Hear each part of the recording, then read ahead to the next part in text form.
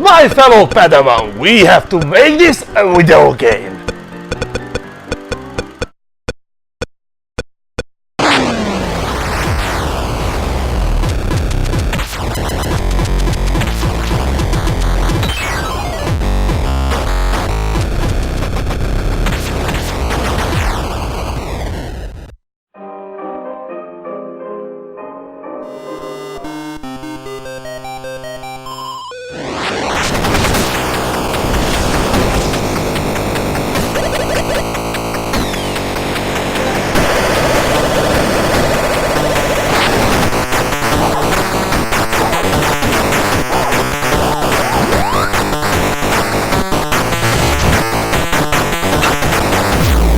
Today you can find your favorite controller easily, even if you love the most straightforward things or the ones you can grab on, if you want to play minigames on it, if you love to swing it, if you want to have it realistic, the one that needs 3 arms, if you love gloves or robots, if you love skying and dancing, pressing a lot of numbers or have a lot of things on your head. But most people play as PC Master Race with keyboard and mouse, or have a controller with lots of buttons, with D-pad and 1 or 2 analog sticks shaped like a fat croissant, while they play the exclusives of their favorite console. The development in computer science is mostly like an Alien My Little Pony crossover. It starts really simple and logical, but then it drops the reins. The story goes back to 1958, when my generation was not yet in plan.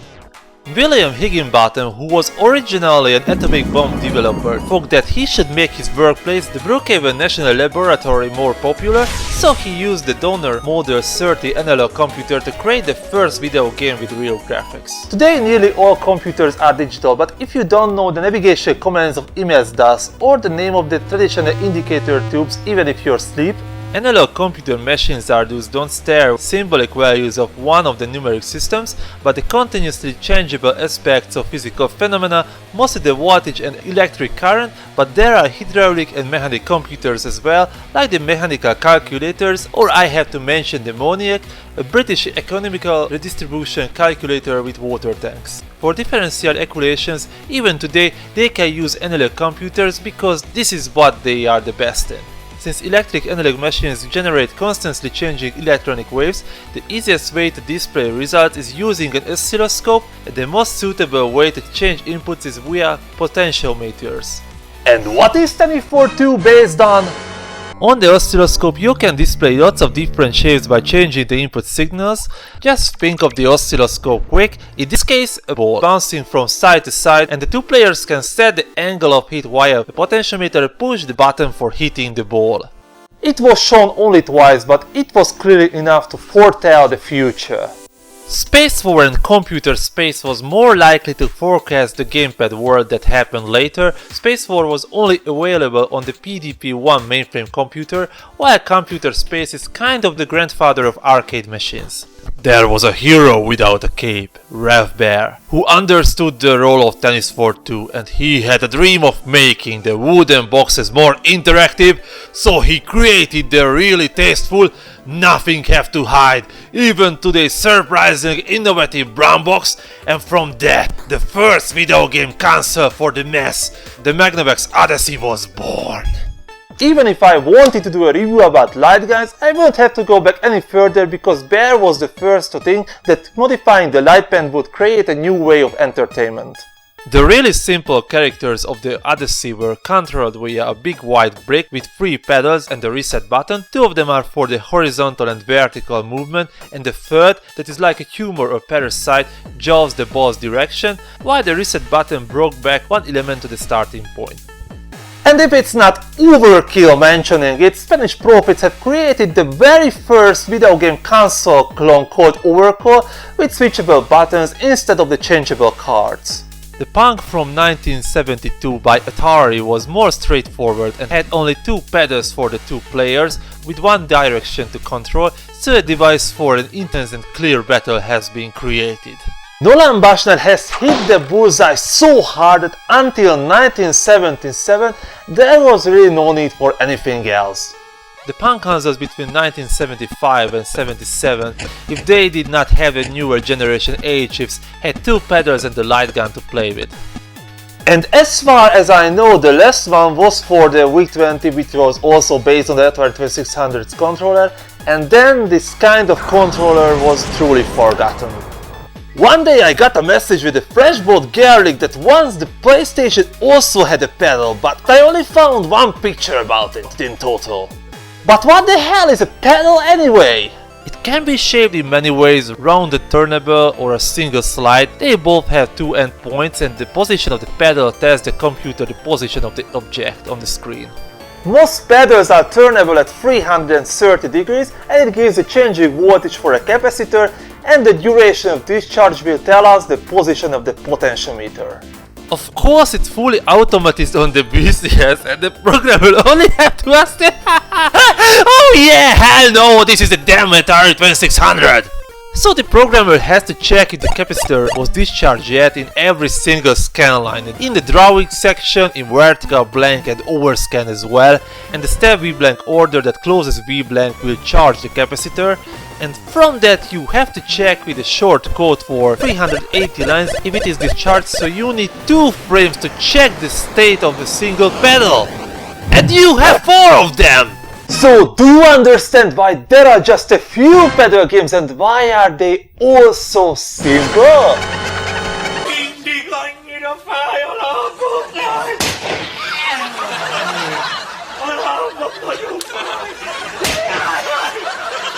Okay, the construction engineers really hated programmers because they posed on gaming expos and got the model chicks scantily clad cosplaying the ghosts from Pac-Man. So they made another controller that is single actually, but looks exactly the same as the pedal controller, only the label is different.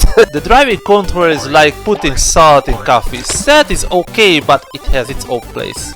The only game originally using the driving controller was the Indy 500 that was bundled to the controller. The pedal, just get back to the topic, is an analog device. Dude, what can be more analog than the homemade punk of the plumber? It's really precise, but it's also very sensitive, so the smallest amount of dust can ruin the results.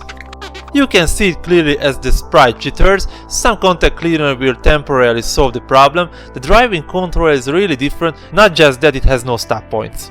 The driving controller is a spinner and it works with digital signal. It has a spinning disc with lots of holes, 2 infrared lights and sensors. They can give the 0 and 1 resulting if the light can go by, creating a 2-bit number. As the disc spins, it will result 00, 01, 11, 10 depending on the direction of spinning. It will also tell us the speed of spinning. Is this the art of the devil? Black magic? Oh no! This is how most mechanical mice and trackball works. Lots of old Atari classics were redesigned for Atari ST or Amiga mouse and trackball. Even I made a strategy game based on mouse control called Dystopia. Of course the fun does not end here, the spinners are pinned logically for the directions. Unfortunately you have to check the spinning every 3 scan lines to make it precise.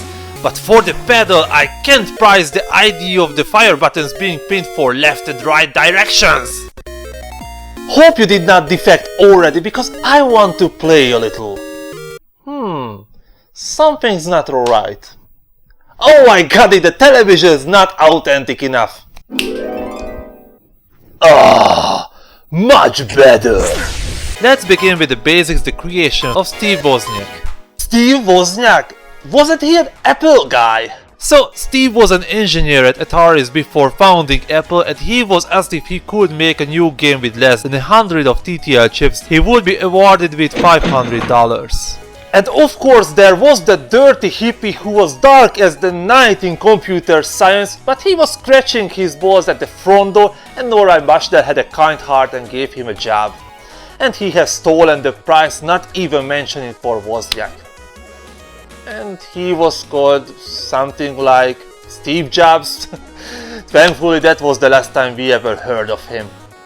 Unfortunately nobody understood how Wozniak did it and they couldn't use his machine, but it is an interesting story. The game itself is a rotated Pong, and on the other side you won't find another slide but a wall to break, and colors were added by glued colorful foil. After some years of delay, the Atari 2600 version did not really add much. I really miss the feeling of standing in front of an arcade cabinet. Super Breakout is trying to add fresh ideas to the concept. Bricks can sink and respawn, we can set more balls free to confuse ourselves more, we can play with double balls and slides, so it really tries its best for this real simple idea. Circus is not different, with 2 jumping people, a seesaw and lots of moving blocks for the always fresh breath. The bouncing characters are really funny, but I have got as much talent for this as for parking meter crawling. I really couldn't succeed. Like Breakout, the original arcade from 1977 had colorful balloons with glued foil. It was black and white actually. And yeah, again, I want to stand in front of an arcade cabinet, deforming my vertebrae and rotting my brain cells. Somehow you have missed Pong because you were in a coma or had a hardcore Amish lifestyle. You can have the feeling with the Video Olympics cartridge. They give you most of the Pong variations, even basketball or grindball. The problem is only the first variant have a mode against the CPU. I really tried to find another one so I can do a proper review, but it seems like searching for February moonshine. Another early game was Night Driver, another port of a black and white arcade game where our car was represented by a sticker and you had to use a pedal and a wheel. Actually, that was a great idea because in the dark everything's black, so you don't have to do much graphics. The things we get are real bulky and hard to analyze. My favorite is it if you stop, the cars coming stop as well, so it's like that old Super Rider motorcycle game with the road printed on the tape with our driver sticker on the screen. And I really got Monomaniac, but I would rather do this unplayable stuff with the original arcade. And to be honest, one of the assembly example programs of the 8-bit workshop is a driving animation that would remind us the hard way that we left and forgot the cold beer in the fridge in late afternoon, and how early programmers underrated the abilities of this console. Street Racer, oh yeah! This is another Pong-like thing, as Video Olympics was based on the AU3 8610 games. This one is similar to the AU3 8603 games. And it's really sad that most pedal games are based on the 70s arcade cabinets without the atmospheric feeling, or on the Pong consoles. Those were terminated by Atari itself. Graphics were designed with an X, and you can play against the CPU. Well, he's constantly pressing the fire button, so I could just set 2 players mode and put a hammer on the button and yeah! Artificial intelligence! You get a common racing, pod racing for Star Wars. Somehow I'm really good at it, and some stupid dodging things, some number collector. I hadn't had this much fun since I last played Math Grand Prix. There's one with a robot that avoids stupid heads and gets a plus sign that should be put in another robot's mouth. Another one with an airplane shooting obstacles, but you can only shoot one projectile at the same time, and while it leaves the screen, the cows come home. These Pong-like stuff were the main reason why ResPM 0 and ResPM 1 were created, so the missile objects can go back to their players easily. And this one is the only one in which the CPU strategy is going well. Until they only come straight down, he won't die. Street Racer, because of the name I would expect some craziness, but the only thing that goes crazy is the power meter. One of the most known and loved pedal games is Warlords, that can also be played by 4 players. It's a defense game with strongholds built from destroyable bricks. You have to make sure that the icon won't be destroyed behind it. The ball can be bounced back, but also you can grab it and throw it with great power! The CPU has a really random performance, sometimes even commits seppuku, as he really gets bored of his job. It's a really ideal party game from the heroic age of video gaming. And I really love to party alone. I would like to mention the classic Jedi Arena I reviewed earlier. There are 2 players messing with a Jedi training ball, and I don't think this should be called an epic conception.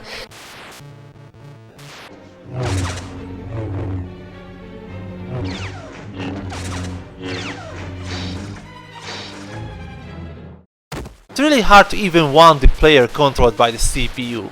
On the bright side, here we can talk about really detailed and professional graphics and great sound effects.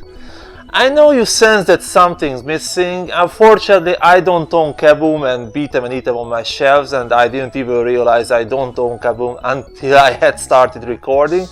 But at least I have kept my favorite for the last, TechScan by Sega released many games for the VCS, but like 12th Century Fox, they were only released in the US in NTSC format, so the colors will be off. I mean at the recording, because this is a black and white television. As I first played it, I thought it was really unnecessary to make this a battle game, and for the second fight I did not change my mind, but it won't decrease the fun factor it has. The double and triple sprite possibilities were well used, the missile is added to that, the enemies have no real variety, but I really love how you get 1 or 2 extra ships at the end of each stage, to the place of the last ones, if you don't mess it up. The game gets faster after every turn, so you can't really win, just lengthen the bound to happen. And that's just like real life. And that's just really sad. Today we learned that the potentiometer is a really simple thing, but it's really suitable for controlling video games. If we are talking about arcade games, but it needs a lot of creativity if you don't want to fall into boredom. This was the only controller that allowed 4 players play the console at the same time. Of course, if NetEase Quatari will be done, it will change the situation. I guess it reads different joysticks at even and odd frames. There are a lot of games I did not review, mostly I don't own them, or I would like to review them later. These games were from the early days, and the simple graphics were not in the way of pedal reading, but the Atari 2600 survived a lot, and as the Junior was in stores, it was not that simple. In 1992, as they finally stopped production, SNES and Sega Mega Drive were the competing 16-bit console monsters, and Wolfenstein 3D was only months away, and that as we know changed everything. My fellow young Padawan, next time we will see what children and parents got for teaser, so they could be attached for the already beaten track.